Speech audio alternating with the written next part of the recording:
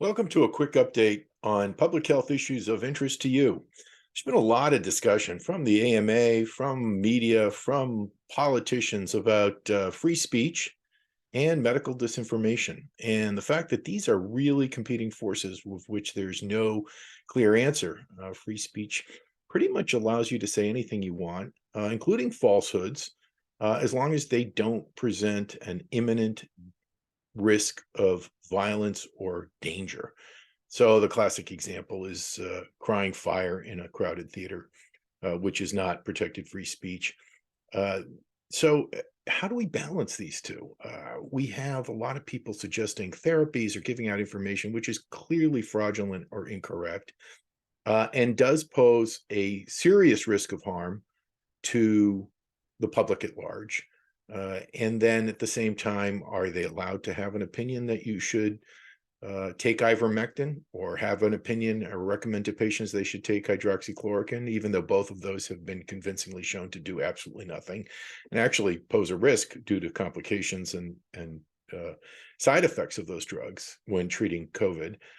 Or maybe do we draw the line when somebody suggests injecting bleach to get rid of COVID, which clearly is a lethal suggestion?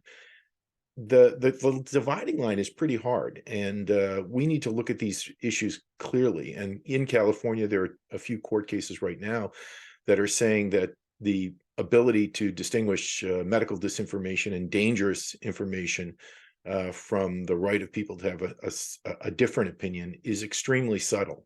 And I would suggest that you really need to do each one of these analyses on a case by case basis.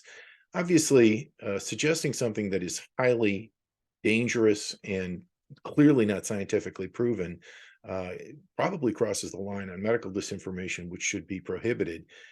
Where that line is again highly fact specific. I would suggest people really look at these kinds of laws and recognize the huge harm associated with medical disinformation and disinformation generally, that poses an imminent threat. And maybe the standard shouldn't be an imminent threat of harm or risk of death or bodily injury. Maybe it should be creates a clear and present danger. Maybe it should be it shows reckless disregard for human safety. Maybe it should be foreseeably can cause profound harm and poses a danger. One example of that was when a former president suggested that people come to his political rallies with no social distancing and no mask in the middle of a pandemic. Modeling of that behavior suggested that it led to the death of over 600 people who attended those rallies. Is that protected free speech or an action which we should condone? I would let each person decide for themselves, but there is a clear and present danger, and we need to be very critical of information that's presented that poses a risk of death or serious bodily harm to people.